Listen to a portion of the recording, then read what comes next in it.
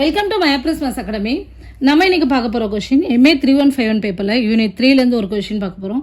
If u equal to x square tan inverse of Y by X minus y square tan inverse of X by y, then find the value of x square dou square u by to X square plus 2xy into dou square u by to x dou y plus y square into dou square u by dou y square using Euler's theorem.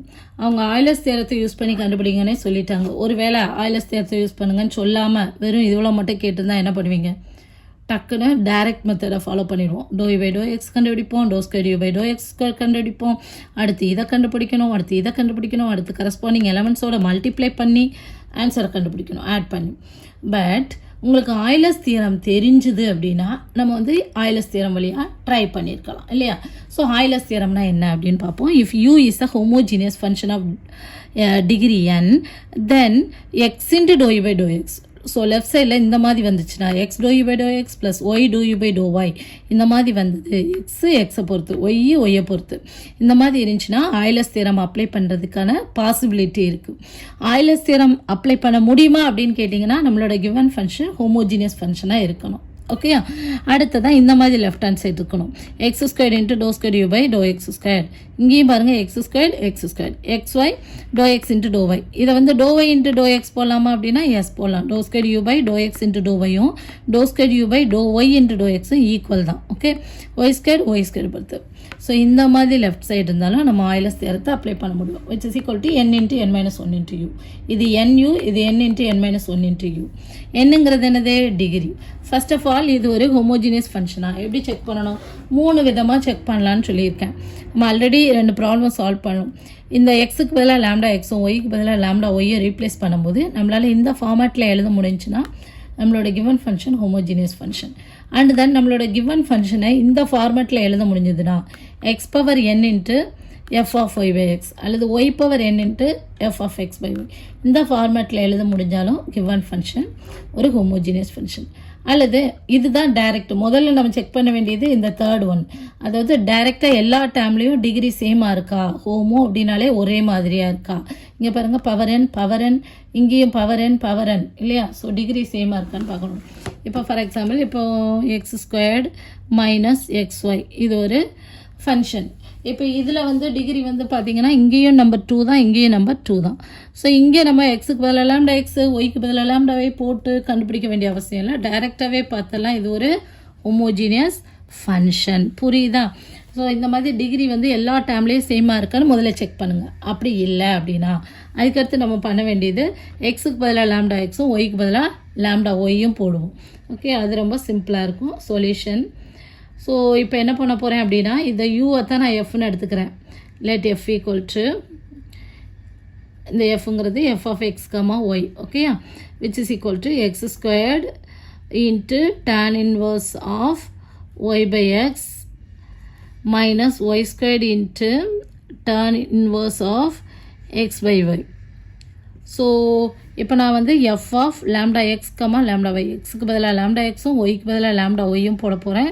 அப்போ என்ன ஆயிரும்? X ஸ்கொயர்டுங்கிறது lambda square X square tan inverse of lambda Y by lambda X minus இங்கே lambda Y போட்டோன்னா lambda square Y square tan inverse of lambda X by lambda Y which is equal to lambda cancel ஆயிரும். அப்போ என்ன கிடைக்குது? இங்கேயே lambda cancel ஆகிடுது. Lambda square இங்கேயே காமனாக இருக்குது, வெளியே எடுத்துட்டேன்னா lambda square into X squared tan inverse of Y by X minus Y squared into tan inverse of X by ஒய்னு கிடைக்குது. So which is equal to lambda squared into இதுதான் என்னோட given function F of X comma Y.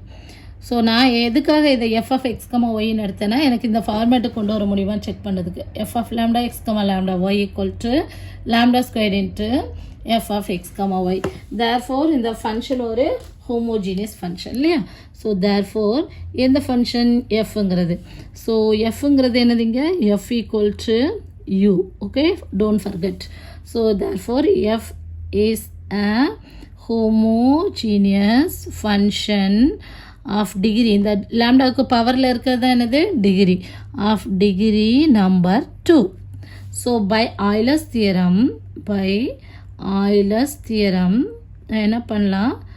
Apply பண்ணலாம் அந்த தியரத்தை. Second part பாருங்கள், x squared into dou squared f by dou x squared plus 2 into xy dou squared f by dou x into dou y plus y squared into dou squared f by dou y squared equal to n into n minus 1 into அங்கே வந்து u கொடுத்துருப்போம், ஏன்னா uங்கிறது homogeneous function. இங்கே நம்ம எஃப்னு எடுத்துக்கிட்டனால நான் எஃப்னு போடுறேன்.